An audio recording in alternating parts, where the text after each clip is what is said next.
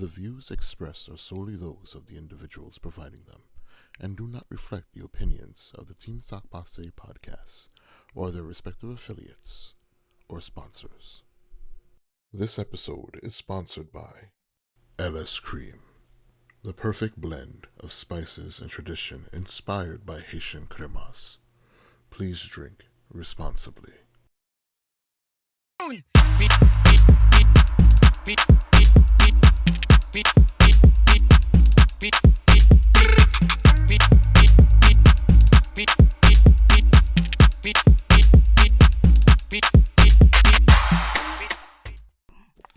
we got some questions for you guys.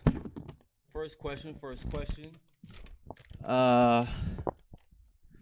Introduce yourselves to everybody and let everybody know how you discovered the Acre Boys. 2 minutes each. Stephen, go ahead. I'm probably going to be less than 2 minutes. Oh, that's for you. My bad.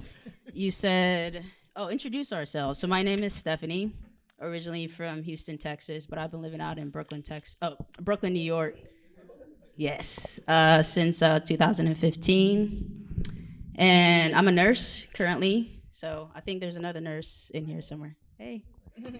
And I discovered the Acre Boys actually through Instagram, through Cheat Code. Cheat Code, I don't know if some of y'all know Cheat Code, but that's it's like trading stocks and stuff, and it's also, essentially by our people, for our people. And so through Cheat Code, I discovered Ray and Jay, Acre Boys, and as far as real estate, I had no experience whatsoever. I just knew, you get a job, you make some money, you buy a house. I didn't know anything about real estate, but I was interested in land because I don't have to do anything with that. And that's never a space I've never thought about land. I look at land, I don't think anything about it. But these days, I think about land. Empty space looks so different to me for so many reasons. But anyway, I met them through Cheat Code, through Instagram. So, yeah. Oh, you already have a mic. My name is Courtney Wynn. I came across Ray and Jay through the Cheat Code that she's talking about. They had an in-person event in Atlanta, Georgia, and I was a part of this group called the BWO, and the BWO, I think they invited the Acre Boys to speak, so I got a chance to witness what they were presenting. I felt it in my stomach that, it was a move for me at the time. I was contemplating on doing some other stuff, going down some other avenues. But once I heard the information that the Acre Boys had presented, it just felt right. So I think a couple weeks after that, I hopped inside the course and been rocking with them ever since. My name is Seiko Williams. How y'all feeling today? That's great. Love it. So I heard about the Acre Boys through a podcast. I can't remember whose it was, to be honest. I've always been big on trying to learn new things and develop new ways of making income. So I heard about them through this podcast, and then I did more research on them. I followed them on Instagram, and eventually purchased the course, and just been rocking with them since. What was the other side of the question? No, that was pretty much it. That was pretty much it. Round of applause. Got it. Round of applause. You can do better than that. A round of applause for yourselves too, man. I know there's a gentleman now. He came from Baltimore. Who's from Arkansas? Like, man. Woo, Acre Boys. That's what's up, man. Congratulations. Also, so here's my question. Why did you guys get into this whole flipping land? I know she spoke about it, but why? Why land? Because everyone wants to get into real estate, but land is this new up and coming, part of real estate. But why? There we go. For me, I think it was more of, I was just at a point in my life where I was about to go down one avenue. I was about to start trying to get into the dispatching. That's what I was about to do. I was about to start trying to do dispatching. Knew that wasn't my passion at all, but I was just at a point where I got to do something else other than what I'm doing.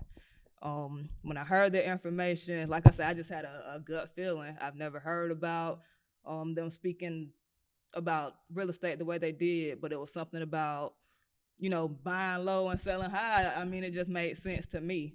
So like I said, I just had that feeling that this was what I needed to do. And once I made the decision, like that gut feeling in my stomach, it went away. So I knew that I had made the right decision. So that was for me, just that gut feeling of knowing, this is the space for me. Mine were similar to Stephanie's. It's always been a well-known thing that wealth, or one of the avenues of creating wealth, is through real estate. So I was considering doing the whole wholesaling and buying, flipping, and there's a bunch of different ways you can, go through real estate. But when I came across the land space, a lot of those problems or issues that could arise, just it's not there. You don't have to worry about contractors and all those other things that come across. You don't have to be a landlord if you're not supposed to be a landlord. You know what I mean? So it was an opportunity where the numbers made sense, and if the numbers make sense, then I'm in it. Let's do it. Nice. Question for all of you guys: what's the training been like in the community that's been provided by the Acre Boys?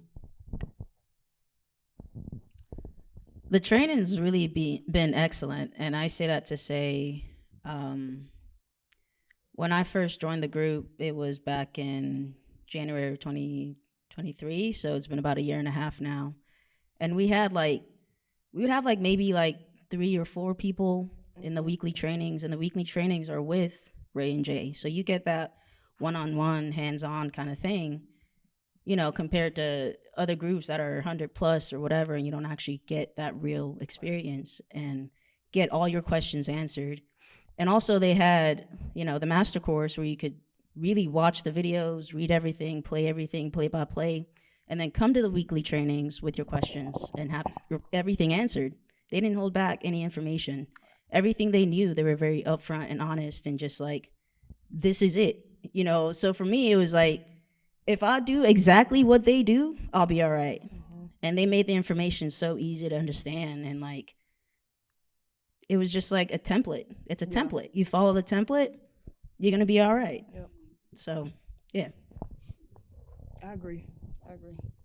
So this is a question for Stephanie again. And I know a lot of people out here, they want to get into real estate, but they're just trying to balance life, period. How do you, well, I guess for everyone, how do you guys balance life? And there's Zoom calls, you have children, you have life, period. How do you guys balance that? I say, if it's something you want to do, you'll make time for it. But this is not something that's overly time consuming. Even just the course itself, you can complete the course in a week or 2 and be investing, in the following week. So this is not something that's heavily time consuming. So it is, for me, it's easy to fit inside my schedule. I have a special needs child as well. So, I feel like I work a full-time job. I have a special needs child, but I have still found time to cultivate this business. So, I think it's very doable. Finding balance for me personally, when I set goals, it doesn't matter if I'm unbalanced or balanced. I'm just working towards it. However long it takes, whatever the case, I may slip, fall, whatever, but just keep going. You don't have to be balanced the entire time. So that's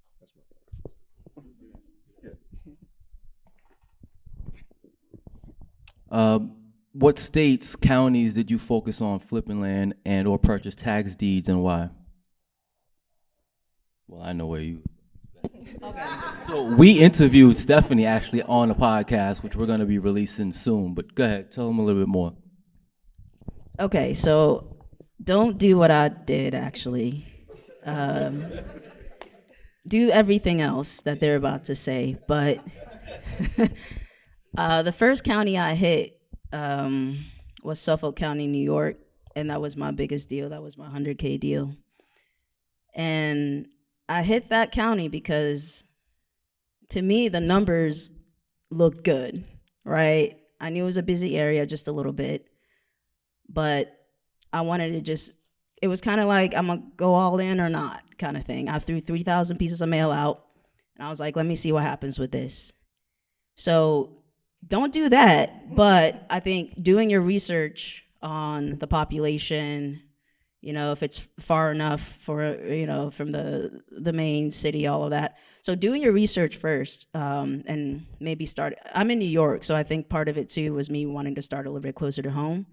In the case that maybe I did want to go in person and maybe see the land or something, or actually have a better understanding of what I'm dealing with.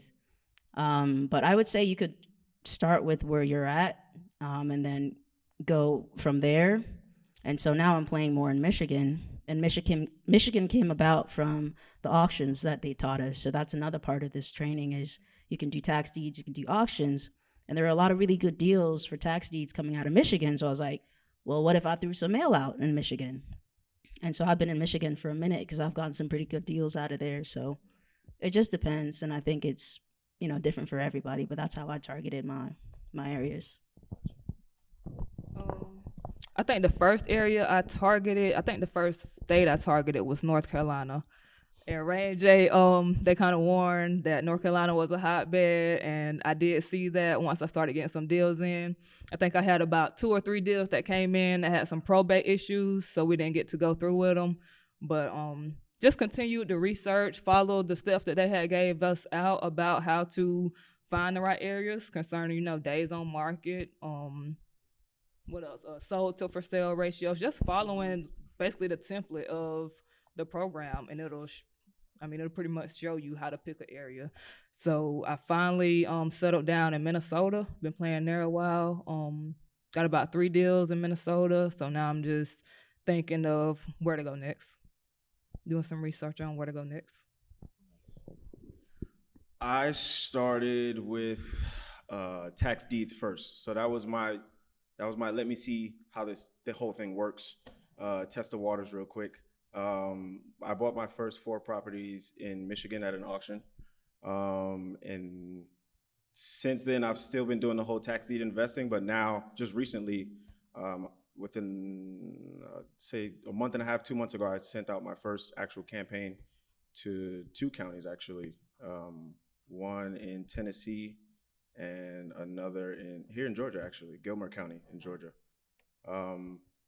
Why those counties? Because I looked it up in using the format that they give, and the numbers made sense. Things were moving in those markets, and I said, okay, let's run it, see what happens. So, yeah. So you guys never visited like these lands at all? Like No. never been to North Carolina? No. Michigan? Not no. one. No. Sight unseen. So give us some hard numbers here, because that's what I really want to know about. Like, let's talk about. Okay, you guys got how much? Like, talk to us about some success stories. Like some of these properties, are you did you buy? You know, like did you flip them? Are you holding it to make your own property? Are you looking to build a community? Like, what do you want to do with these communities and, you know, these deals that you guys have made, and how much? Okay, well, you want to? Well, we know how much Yeah, we know Stephanie. All right, fine. I'll talk about it. All right. So the Suffolk New York deal, that one was a 1.5 acre, and I was able to I sent out an offer. I think I sent it for I think I might have sent it for like a little bit lower initially, maybe like 50, 55 or something. But we ended up settling on $60K for it. And I had reached out to a realtor out in that area about pricing and stuff, and he priced it, I think initially between 180 to 240, something like that. That's the one that we sold for 200. So it was about for 60, sell for 200. So that was 140K sort of gross profit from that. And so that was a quick flip. And I say quick to say it went on market. And then within like 4 or 5 days, we already had a couple offers on it, and that 200K came within those days. But it took some time just because of all the legalities out there. So that's another reason not to play in a hotbed county, is because you're gonna have to deal with a lot more stuff. But there are a couple of lots in Michigan that I purchased just to keep for now, and it's like 5K or smaller lots, but it's maybe a little bit more strategic as far as what they also teach is where you buy, also figure out like what's to come, right? You don't want to get to a place too hot, but if it's something you want to hold on to, you want to get in an area that you can foresee growing and developing in future. So that's like a little bit of a plan for me with some of the smaller lots. So I do both. I'll do the wholesale flipping from direct to owner. I'll do some auction lots, and I'll keep, little parcels here and there. Acre Boys, did she send you like a thank you cat, like a check? No? And, Okay. and this was I got y'all. You said 10 and a half and 11, right? Okay. It's still in the works. Just so you know how special it is. All right? Because, good things take a minute sometimes. you didn't have these initial funds, right? Oh, no. So, no, I did not have $60,000 just sitting there. And what happened was I reached out to them and I said, hey, I have this deal. I think it's a great deal. They did a whole training about it essentially, and we looked it over. All the facts checked out, this, that, and the third. So we made sure it was good to go, and they had an investor ready for us. So we went ahead and an investor essentially funded the deal through the Acre Boys for me, and so we were able to split the profits in the end. Yeah. Beautiful. All right. So I've done a handful of deals. My biggest deal was my first deal. It was a buy for, goodness, I almost forgot how much we bought it for. $19,500. This was a lot in, I believe, Todd County, Minnesota. We bought it for $19,500. We listed it for $45,000. In less than a week, I had a buyer on that lot for $40,000 cash. So, Rand J, they also found me an investor to put up the $19,000. We sold it at $40,000. He got his investment back, and we split the rest of the profits. So, yeah. That's what's up. Yo, Welby and Q right now, they itching. Yeah, Q was like, yo. Bro. Yeah.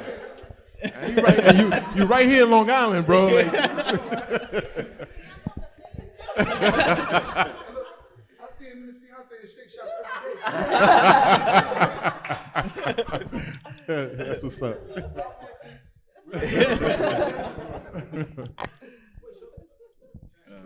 Oh, well, we got a question, of course.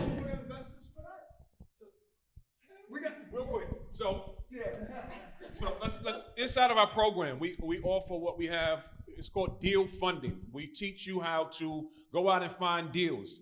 You don't have to have money to buy the deals. Once you locate the deals, that's why it's important to get the education first, because once you become a professional deal funder, as you see in this room alone, there's people that's willing to put their money up behind you. There's going to be more money than there's actually deals all the time.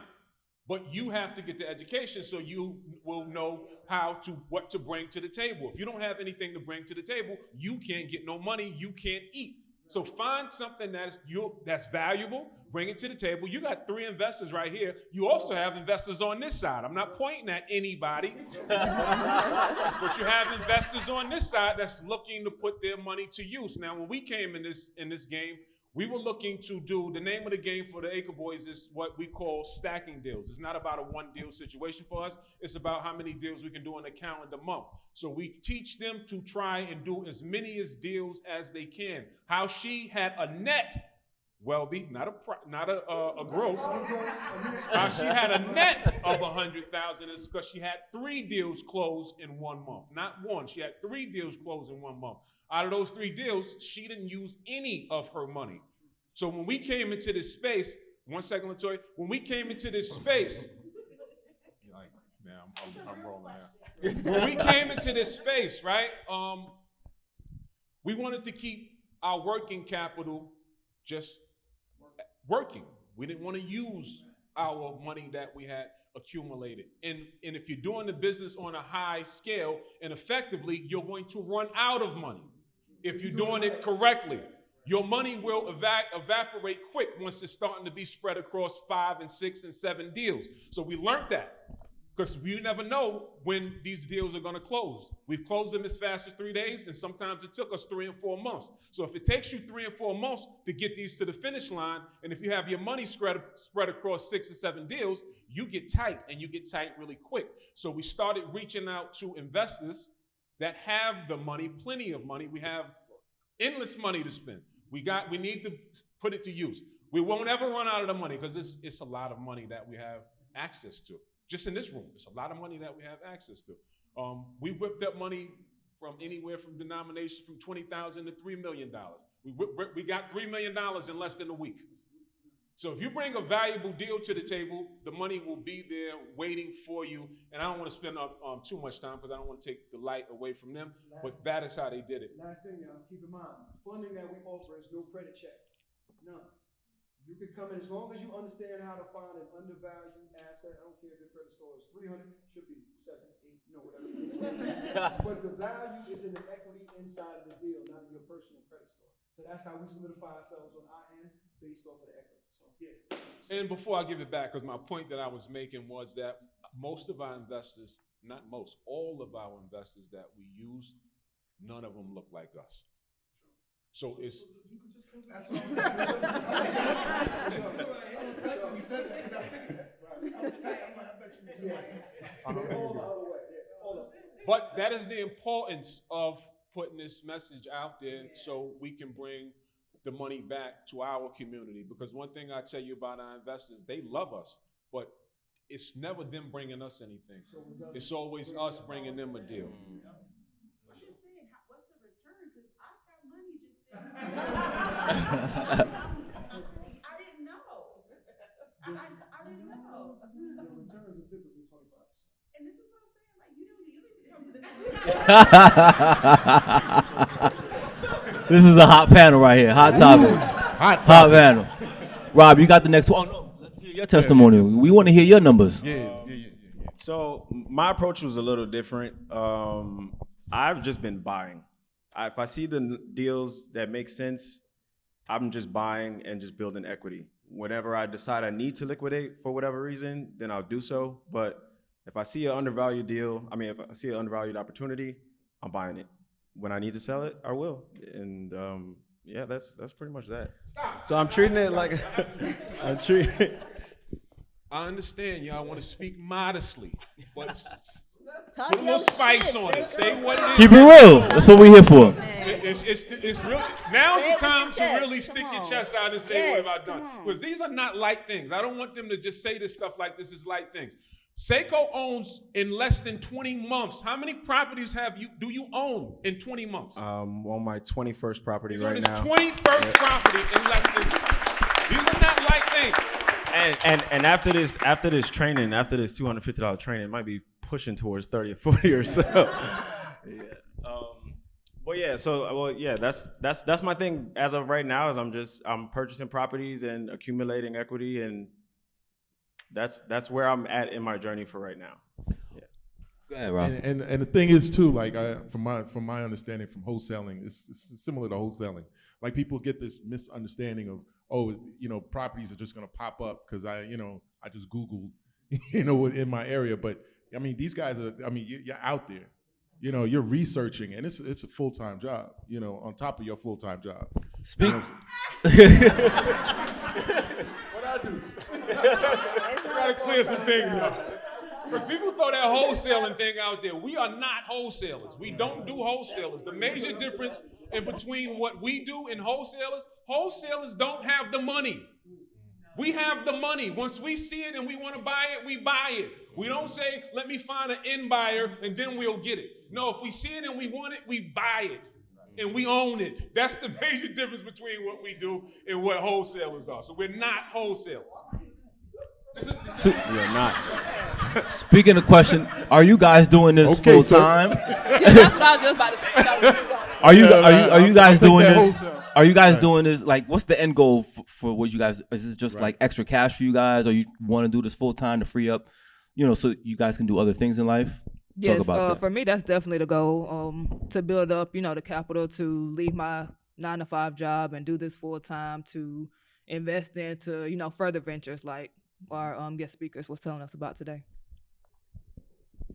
one of my goals is to have some of this land eventually built into where I'm making monthly income from it. So whether it's RV parks or eventually rental opportunity, rental income, then Airbnbs, whatever the case may be. Yeah, so in time, it will become that. And for me, it's, just kind of recycling it back into the business, putting more mail out, getting more deals. But also, eventually, I want to just have my own kind of like commune to some extent. And now that I know how to find the land, it's just a matter of where I want to be in the future. So it's almost like, I guess it's a long-term retirement plan, but I'm going to start now so that, equity is another part of this for me as well. So eventually I'm also going to purchase my own properties, more of them, and hold on to them for that reason. Nice. I applaud y'all, man. That's what's up. Doing it. Yeah, we're gonna open up for questions in a little bit. I'm pretty sure everybody here has joined or is part of the community, but we're shooting a live podcast right now. So we are. For the audience that's watching or who will be watching this, if they're on the fence of joining this community, let them know why they should be a part of this community.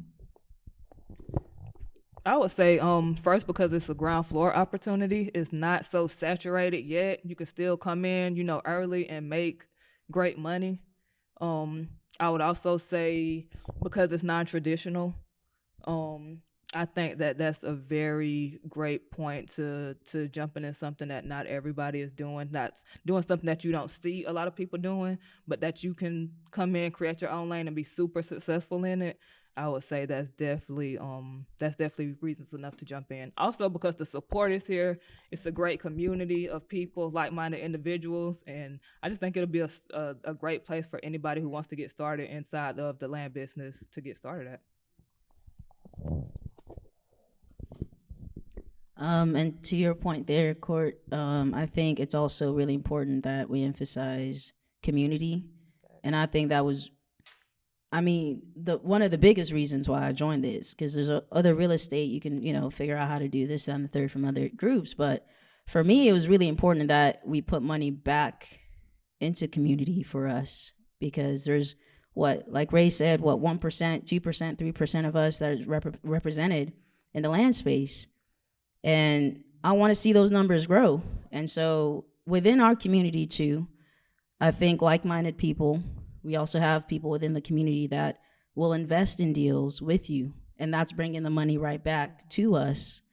And we have the Investors Club too, where within Land and Legacy, some of us, we chipped in to do deals together as a group. So you get that one-on-one training, you get the weekly trainings, you get that real kind of personal experience, and it's not just you a single dot out of a whole sea of people. But now is the best time to join, because like I said, when I first started, it was like 2 to 3 of us in the Zoom calls with Ray and Jay, me, Court, and like 2 other people, for real. And now it's like 30, sometimes 40 people in the Zoom calls. So it's only gonna get bigger. The land space is only gonna grow. And I think if you're gonna do it sooner rather than later, because later is too late, I don't know. But yeah, there's no reason. You hear the numbers, this is possible. I'm just a regular person. Everybody's special, but y'all know what I mean. And I just took the information and I applied it. And here I am today, sitting before you, telling you about how I made $100,000 last month. And I can prove all of that to you.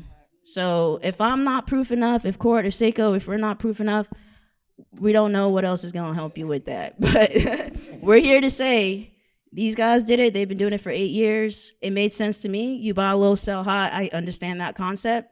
And I just put the education and the information to work. And here I am today. I didn't know I was going to be here a year and a half later. I really did not know.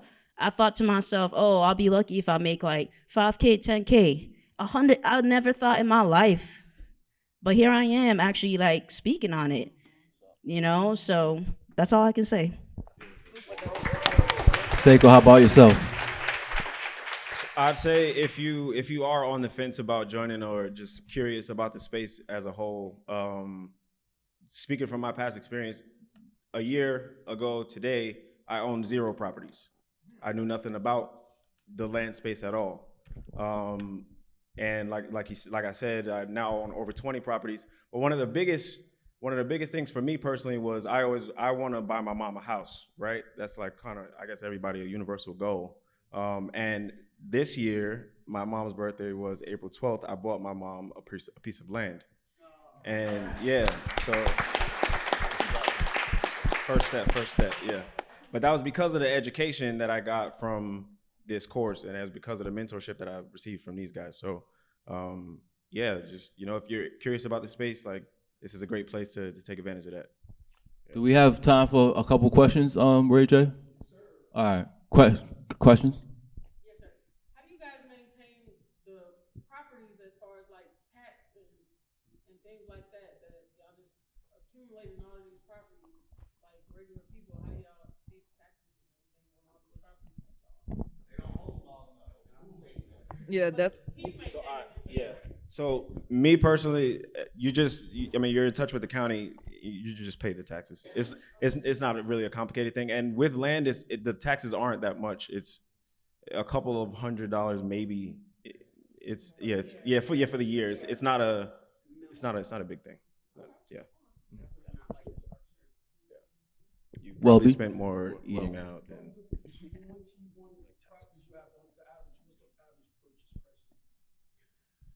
I've purchased a lot for as low as $500. I've purchased a lot for the maximum I've paid for a lot was about $2,000.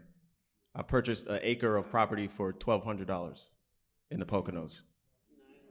Mm-hmm. So it varies by county, but yeah. Back there.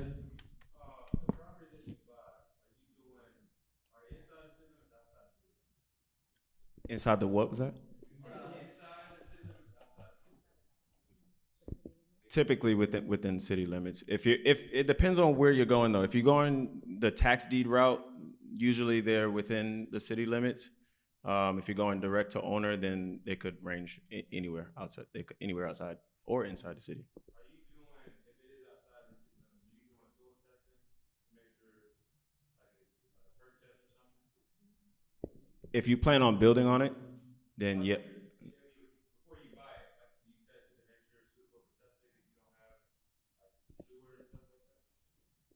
No, you don't typically do it. You have the option to. You can contact the county and see what information you can pull from them. But a perk test, I typically don't do a perk test before purchasing a property. No. Let me help. Gentleman, right? Let me be exact. I can put accurate information now. Perk test, as it pertains to perk test, it depends on the county that you're playing in. Not every county requires a perk test for a lot to be buildable. If you're playing in the county and they require that, we don't go out and spend the money, but we can check county records to see if a perk test is on file. That's why in the facts that we teach, we say look to what's adjacent, right? So if you look to what's adjacent, if a house is to the left and a house is to the right and there's a vacant lot in the middle, that says to us there's a 95% chance that that same land will pass the test and will be suitable for septic. Because why? The house to the left has figured it out. The house to the right has figured it out. And what's the chances of the one slap dab in the middle not being suitable, or the soil, something being wrong with that soil? So that's why the facts are important. A perk test is when you Percolation. test the soil to make sure it's suitable for a septic system. Gentleman right here in the green. Right here. Yep.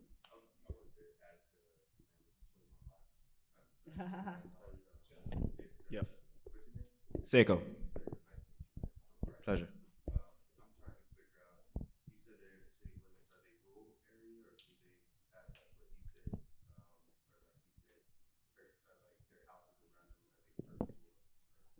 The lots that I own, yeah, they have neighbors around them.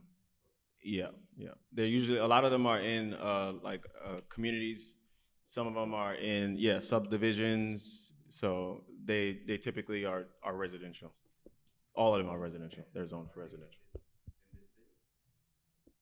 I don't know any in Georgia right now. I have mailers out in Georgia, so I will soon. But but as of right now, no, I don't own any in Georgia. You had a question? Yeah. So who pays for the quiet title? It's a third. If you want a quiet title, it's a third party company. Oh, because that doesn't come out of your company? No, you. So yeah, if it's optional. If you want to sell it as a warranty deed, you have the option. If you want to, then you have to pay that third party company to quiet title it. But you can sell it as a quick claim deed as you receive it. I have a question. What was like one of the most difficult land you ever purchased?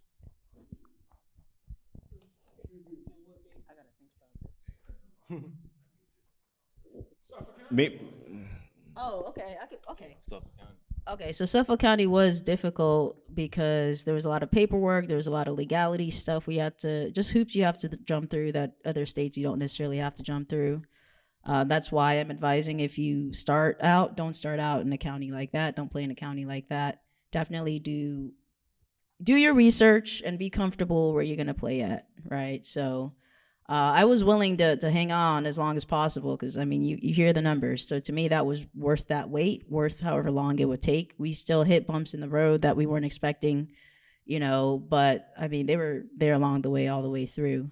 So I think for me, as far as difficulty with that process, it was just all the waiting that I had to do and all the paperwork and the back and forths that it had to take to get it closed out. But it was good from start to finish. It was just the process of it.